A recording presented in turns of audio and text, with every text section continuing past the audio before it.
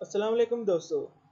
इस वीडियो में मैं आपको बताऊंगा कि हम कैसे C++ के अंदर फंक्शन ओवरलोडिंग कर सकते हैं। फंक्शन ओवरलोडिंग में सिंपल एक मेन चीज़ ये है कि दोनों फंक्शन जो हमने ओवरलोड करने हैं उनके नेम सेम रखने हैं। कम से कम दो फंक्शन ओवरलोड हो सकते हैं और उनके नेम सेम रखने हैं। उनके अंदर पैरामीटर डिफरेंट हो सकते हैं। चलो मैं आपको बताता हूँ कि कैसे हम C++ के अंदर फंक्शन ओवरलोडिंग कर सकते हैं। यहाँ पहले दो फंक्शन बनाए, सेम ही नेम रखेंगे उनका। अंदर पैरामीटर चेंज कर लेते हैं। इंट एक्स लिखा, सी आउट में यहाँ लिख देते हैं इस फंक्शन में हेयर प्रिंटिंग इंटीजर नंबर, और आगे आउटपुट में कर देते हैं एक्स और आर में लगा देंगे एंड एल। तो इस तरह जब यहाँ एक नंबर पास होगा तो यहाँ एक्स में यहाँ उसकी आउटपुट हमको नज़र आएगी। फिर एक और फंक्शन बनाते हैं हम, वो भी सेम ही नेम रखेंगे उसका, लेकिन अंदर जो हमने पैरामीटर पास करना है वो इस दफ़ा फ्लोट टाइप डाटा टाइप का कर लेते हैं। लेकिन हम अंदर डाटा टाइप का जो ऑब्जेक्ट बनना है वो सेम ही रखेंगे, एक्स ही रखेंगे। और फिर नीचे सी आउट में लिख लेते हैं हम हेयर प्रिंटिंग फ्लोट नंबर। इसी तरह इधर भी एक्स आउटपुट करेंगे और आर में एंडर लगा देंगे। इसके बाद नीचे हम दो ऑब्जेक्ट्स बना लेते हैं जिनकी वैल्यू इन दो फंक्शन में पास होनी है। एक इंटीजर ऑब्जेक्ट बनाएंगे और उसको वैल्यू देंगे, एक फ्लोट ऑब्जेक्ट बनाएंगे और उसे वैल्यू देंगे। यहाँ लिख लेते हैं इंट, और यहाँ a is equal to suppose करें 44 लिख लेते हैं, एक इंटीजर नंबर। इसके बाद नीचे एक फ्लोट डाटा टाइप यूज़ की और नीचे एक लिख लिया ऑब्जेक्ट b, और उसको नंबर दे देते हैं फ्लोट नंबर, कोई भी फ्लोट नंबर हम दे सकते हैं।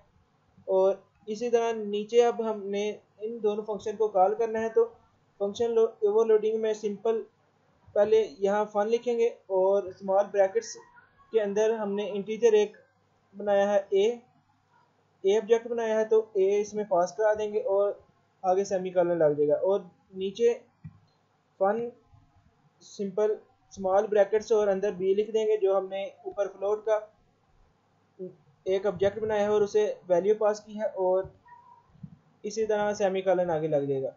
तो इसी तरह जब हम इसे कंपाइल करेंगे और रन करेंगे तो यहाँ हमें 44 नज़र आएगा और इस एक्स की जगह 66.89 हमें नज़र आएगा। इसका मतलब ये है कि फंक्शन ओवरलोडिंग परफॉर्म होगी। यहाँ पर आप देख सकते हैं कि फंक्शन के नेम सेम है, लेकिन फंक्शन में जो पैरामीटर पास कर रहे हैं वो डिफरेंट है। इसकी वजह से ओवरलोडिंग C++ के अंदर फंक्शन के दरमियान आपको दिखाई देगी। चलो कंपाइल और रन करके देखते हैं। तो आप देख सकते हैं यहाँ ऊपर आप देख सकते हैं हेयर प्रिंटिंग इंटीजर नंबर 44 जो हमने नीचे लिखा था, और हेयर प्रिंटिंग फ्लोट नंबर 66.89 जो हमने फंक्शन के अंदर लिखा था। तो आप देख सकते हैं कि यहाँ फंक्शन ओवरलोडिंग परफॉर्म हुई है। तो इस तरह हम C++ के अंदर फंक्शन ओवरलोडिंग कर सकते हैं और इससे फ़ायदा उठा सकते हैं। तो अब मैं आपको बताता हूँ कि यही फंक्शन हम प्रोटोटाइप के ज़रिए कैसे लिखते हैं। सिंपल इन दोनों फंक्शन को कॉपी कट किया और नीचे मेन फंक्शन के नीचे लिख दिया। अब हम अगर चाहते हैं कि ये जो हमने मेन फंक्शन के नीचे लिखे हैं सारे फंक्शन, इनका कोई एरर ना आए, तो इनका सिंपल ऊपर जो इनकी डेफिनेशन है उसे कॉपी किया और कॉपी करके ऊपर मेन फंक्शन में पेस्ट कर दिया और आगे सेमीकोलन लगाया। इसके बाद नीचे वाले फंक्शन में की डेफिनेशन को कॉपी किया और फिर ऊपर उसे जाके पेस्ट कर दिया, तो आगे सेमीकोलन लगा दिया। ये दो लाइनें, दो नीचे जो फंक्शन हमने लिखे हैं उनकी प्रोटोटाइप्स हैं। तो इस तरह नीचे जो हम फंक्शन देख सकते हैं मेन फंक्शन के नीचे, इस तरह विजिबिलिटी प्रोग्राम की आसान रहती है।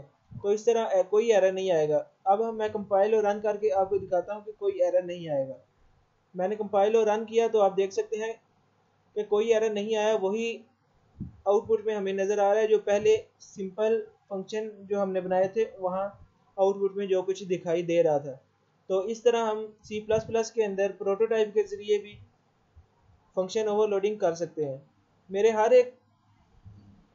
एक वीडियो के नीचे आपको डिस्क्रिप्शन में एक लिंक मिलेगा जहाँ पर से ये आपको कोड सारा रिटर्न में मिल सकता है। शुक्रिया।